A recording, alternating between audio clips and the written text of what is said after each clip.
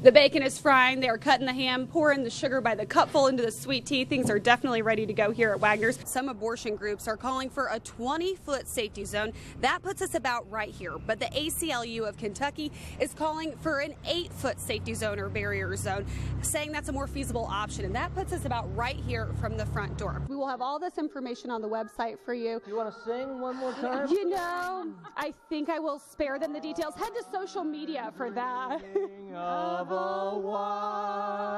Christmas! Thank you. The police tell us 2 people were found shot to death in separate locations in this Americana complex, but they do believe those cases are connected. The red carpet is always packed, but we're told it will be especially more so this year, and that's because this is the 50th annual CMA Awards, so definitely a historic night. I was just so torn on what to wear this morning, being a proud Purdue alumni, but also having lots of love for my cards, so I decided a nice combo of both. And if you're really torn like me, you can just throw the L's and do a little boiler up action, right? We're in the 900 block of State Street, so if that's where your usual commute in the morning takes you in New Albany, definitely avoid that area. The lines may not be as fast as a Kentucky Derby horse, but they are moving very quickly. That was a good joke, right? I thought so. We needed it after this morning. Dreams really do come true, right? It's the first day of summer and a new Chick-fil-A is opening. I have to pinch myself. This is amazing. These are all the brave souls in line. They've been camped out for almost 24 hours now. Things are actually looking a lot better than they were last night at this time around 11 o'clock, but you can still see a lot of signs of the storm, right? There are a lot of down branches, down limbs, down trees, and even some cars with some damage if you look just across the street there. I will say it's a nice ride. It's not too bad. We're going to do a little loop-de-loop, turn around. Okay. Y'all, I think I could get used to this. Just take this every day to work. Well, this is one of the main roads here in the park, but next Sunday it will transform into a massive family-style dinner. And we want to give you guys kind of a lay of the land, if you will, so you know what to expect when you come make your donations. A lot of people doing that during their noon lunch hour, so we do want to say thank you. But we have plenty of boxes, so don't worry if you can't bring a box to put all your donations in. We've got you covered when it comes to that. We are on the set of ESPN's College Game Day with tons of adoring fans. They have done such a great job showing us all their creative sides this morning. And then kick the foot out, lift your seat up, look towards the camera, smile. This is the center of Eclipseville or Hopkinsville, and this is a makeshift campground that people have set up. We've seen these all over town, all over the outskirts of town, where people just could not wait to be here and witness this moment in history. And we have found one very, very brave family who, they didn't say we need a tent. They didn't say we needed a hotel room. You guys just slept under the stars. Good morning. Stars. Good morning. At the corner of Spring and Maple, Jeffersonville's Old Town Cash Saver sits in the heart of the city. But customers know the true heart in town is behind the counter. Well, Cashier Margaret Embry has been ringing up groceries for 25 years. I've been here longer than anyone in this store. A quarter of a century will earn you that distinction. Not too many people around here I don't know. This charismatic cashier. How you doing? A constant. 1680. And a 20. Who doesn't shortchange at a register. I love it when they come in and they joke around and they talk. Customers become friends. I've cried with them, I've prayed with them, and I've been to funerals. Practically like family. Life's too short to be... I don't like to hear people fussing and carrying on, and so I want them to leave happy. Mission accomplished. I'm going to put them in 2 different bags. Corn has a way of walking out of the bags. And all of her time here, Miss Margaret's seen a little bit of everything and everyone. A lot of crazy people. Like the guy who walked in with more than just his wallet. And I told him again, I said, now get out of here. And he had this big boa wrapped around him. And I am terrified of snakes, so he just stepped toward me and I go, whoo, over the counter. A booze bandit stirring a similar reaction. He walked up and I walked up and pulled his coat back, took it out, and I said, get out and don't ever come back. Everybody's standing there going, he's way bigger than you. I said, that's okay. I don't like people that steal. From snakes to shoplifters, she has quite a story.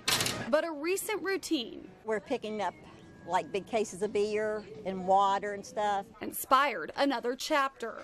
And one day my back started hurting a little bit and I thought, a final chapter. Hey, I gotta have playtime, it's out of here. It won't be an easy goodbye for Miss Margaret.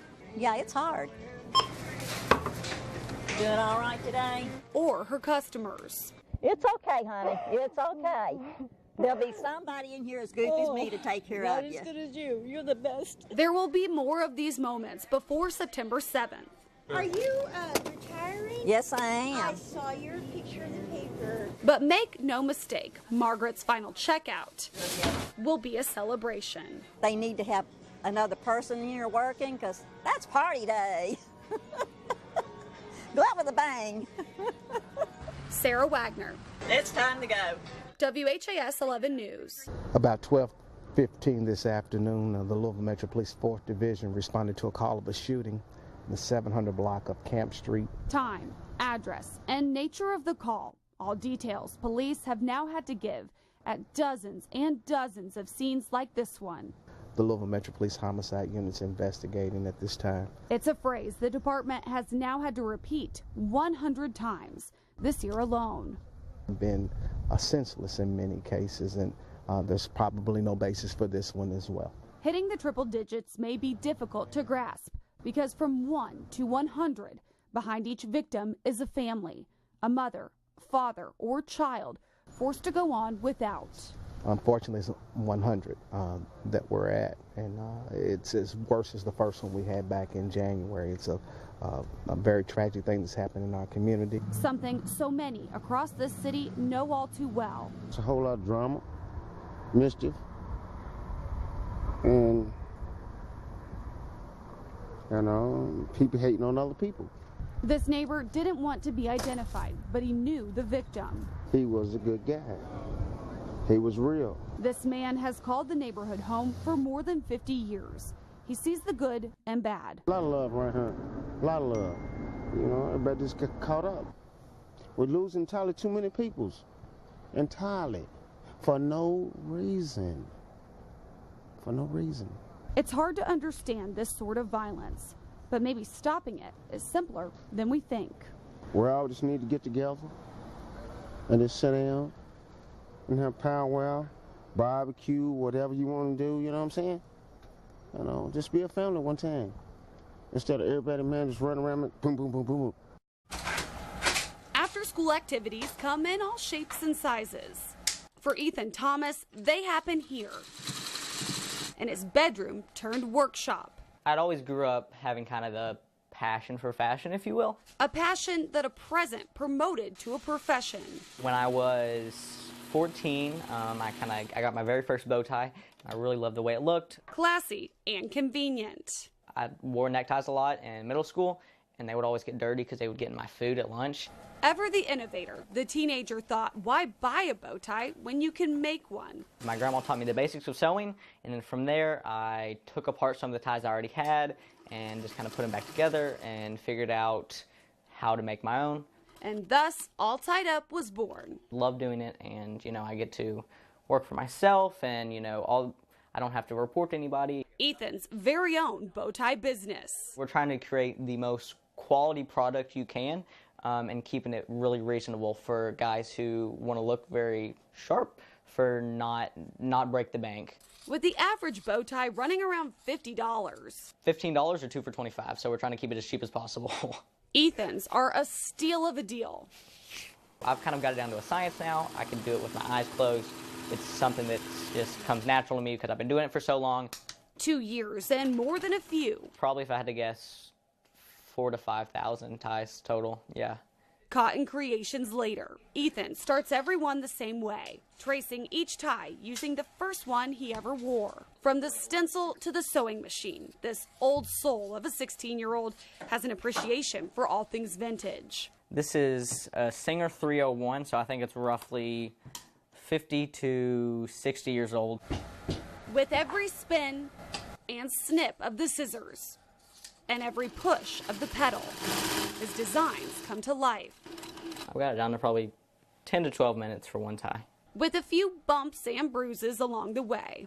Burn my finger, I'll sew my finger sometimes in the sewing machine, which is always fun.